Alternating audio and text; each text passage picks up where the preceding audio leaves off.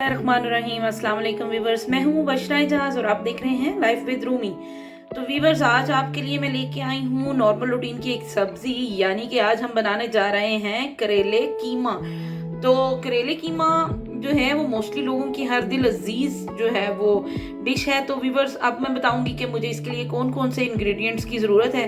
तो चलें देखते हैं कि हमें करेले कीमा के लिए क्या क्या चीज़ें रिक्वायर्ड हैं। सबसे पहले मेरे पास है जी कीमा। मैंने 1 पाव लिया है क्योंकि मैं थोड़ी क्वांटिटी में बनाने जा रही हूँ। तो 1 पाव मैंने लिया है कीमा। ये फ्रीज हुआ हुआ है ऑलरेडी, ये थोड़ी देर में जो है वो मेल्ट हो जाएगा। इसके बाद मेरे पास है जी करेलों को मैंने क्या किया है कि इनको छील के अच्छे से ऑयल में फ्राई कर लिया है, यानी इसको अच्छे से फ्राई कर लिया। इनको डार्क ब्राउन टाइप थोड़ा सा इनका कलर चेंज हो गया, तो इसको मैंने अच्छे से फ्राई कर लिया। वॉश करने के बाद आपने करेलों को धो के उसको नमक के साथ अच्छे से वॉश करने के बाद उसको ऑयल में फ्राई कर लेना है। और उसके बाद हमें एज यूजुअल चाहिए जी ऑयल, हमें ऑयल चाहिए। उसके बाद हमें चाहिए अदरक लहसुन का पेस्ट। उसके बाद हमें चाहिए हरा धनिया। उसके बाद हमें चाहिए प्याज कटे हुए, 3 अदद प्याज चाहिए, जिसमें से 1 अदद प्याज जो है वो मैं पहले मसाले के लिए डालूंगी और बाकी जो रिमेनिंग प्याज होंगे वो दम में डालूंगी। उसके बाद हमारे पास एक बड़ी साइज का टमाटर चाहिए और हमें कुछ 3 से 4 अदद हरी मिर्चें कटी हुई चाहिए। उसके बाद हमें चाहिए अदरक लहसुन का पेस्ट। उसके बाद हमें चाहिए 1 चम्मच नमक, 1 चम्मच सुरख मिर्च, हाफ चम्मच जो है वो हमें चाहिए हल्दी, 1 चम्मच सूखा धनिया, हाफ चम्मच काले मिर्च और हाफ चम्मच हमें जीरा पाउडर चाहिए। तो भी बस ये जो तमाम इंग्रेडिएंट्स हैं ये मुझे चाहिए करेले कीमा बनाने के लिए।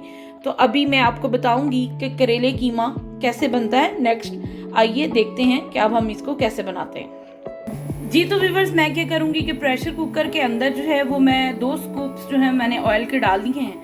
अब ऑयल के डालने के बाद इसके अंदर मैं ऐड करूंगी 1 प्याज कटा हुआ जी। तो व्यूअर्स, अब मैंने इसके अंदर 1 कटी हुई प्याज ऐड कर दिया। अब इसको मैं थोड़ा सा शैलो फ्राई करूंगी। शैलो फ्राई करने के बाद इसमें मैं टमाटर ऐड करूंगी जी। तो व्यूअर्स, अब इसके अंदर जो मैंने कटी हुई टमाटर थी मैंने वो ऐड कर दी है और इसको मैं फिर से अच्छे से फ्राई कर लूँगी जी। तो व्यूअर्स, कटी हुई टमाटर ऐड करने के बाद मेरे पास अदरक लहसुन का पेस्ट है जो मैं इसमें ऐड करूँगी, वो मैंने ऐड कर दिया और फिर इसको अच्छे से भून लूँगी जी। तो व्यूअर्स देखें, मैंने टमाटर, अदरक लहसुन का पेस्ट और प्याज इसको अच्छे से अब मैंने भून लेना थोड़ी देर के लिए।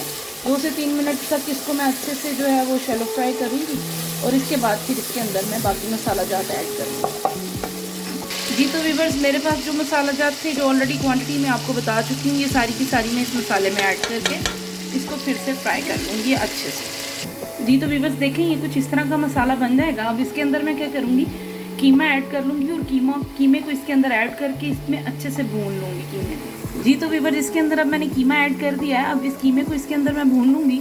चूँकि कीमा हमारे पास जो था वो फ्रोज़न था, तो अब इसमें हम क्या करेंगे कि आधा कप पानी डाल के इसको हम 5 मिनट के लिए स्टीम पे दे देंगे जी। तो व्यूअर्स, अब देखिए इसके अंदर मैंने पानी ऐड कर दिया। अब मैं इसको 5 मिनट के लिए स्टीम पे रख दूँगी।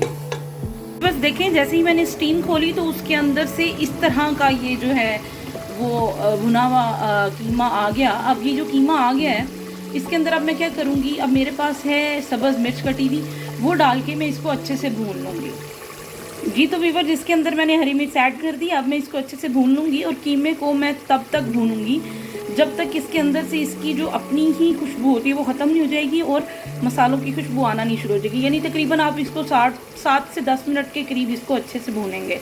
तो व्यूअर्स देखें, कीमा अच्छे से भून चुका है। और एक कोई भी खाना है, कोई भी सब्ज़ी है या कोई भी रेसिपी अगर आप बना रहे हैं तो उसकी सबसे बेस्ट चीज़ यही होती है कि आप उसको जितना अच्छे से भूनेंगे उसका टेस्ट उतना ही ज़्यादा डेवलप होगा। तो व्यूअर्स, अब हमने कीमा अच्छे से भून लिया। इसके बाद हमारे पास जो फ्राइड करेले थे, अब हम इसमें करेले ऐड कर देंगे और इसको फिर अच्छे से भून लेंगे। इसको अच्छे से भूनेंगे तो 5 से 10 मिनट तक इसको भी हम अच्छे से भून लेंगे ताकि कीमा और करेले आपस में यकजान हो जाए। और इसको अब हम अच्छे से भूनेंगे। इसके बाद मैं आपको बताऊंगी कि मुझे क्या करना है जी। तो व्यूअर्स देखें, अब ये जो है ये ऑयल छोड़ना शुरू कर दिया है कीमा करेले ने। अब इसके बाद मैं इसमें क्या करूँगी, इसके बाद जो मेरे पास कटे हुए प्याज थे, 3 अदद प्याज थे, जिसमें से 1 मैंने मसाले में डाल लिया था और ये 2 अदद प्याज जो हैं कटे हुए ये मैं इसमें ऐड करूँगी और इसको थोड़ी देर के लिए जो है वो अच्छे से भून लूँगी जी तो व्यूअर्स देखें, इसके अंदर मैंने प्याज ऐड करके उसको भी अच्छे से भून लिया है। आपको एक ट्रिक बताती हूँ जिससे ये होता है कि करेले जो हैं वो कड़वे नहीं होते। अगर आप प्याज एंड पे डालते हो तो प्याज की क्वांटिटी आप करेले कीमा से ज़्यादा रखेंगे तो करेले कड़वे नहीं होंगे। तो व्यूअर्स अब मैं इसको क्या करूँगी, लो फ्लेम के ऊपर दम पे लगा दूँगी। लो फ्लेम पे जब इसको दम पे लगाऊंगी और 10 से 15 मिनट ये दम पे लेंगे और उसके बाद ये जो प्याज हैं ये जो है वो सॉफ्ट हो जाएंगे और उसके बाद इसको हम क्या करेंगे, गार्निश करेंगे। तो अब इसको मैं लो फ्लेम पे दम पे दे रही हूँ। जी तो व्यूअर्स अब मैंने ये लो फ्लेम पे दम पे दे दिए हैं। व्यूअर्स देखें, दम के बाद जो प्याज भी हैं वो कितने नरम पड़ गए हैं और मेरा करेले कीमा तैयार है, बहुत मज़े का। और ये करेले कड़वे भी नहीं होंगे। अब लास्ट पे जो मैंने आपको बताया था कि हम क्या करेंगे, लास्ट पे इसके ऊपर जो हमारे पास हरा धनिया था, हम इसके ऊपर हरा धनिया जो है वो गार्निश कर देंगे।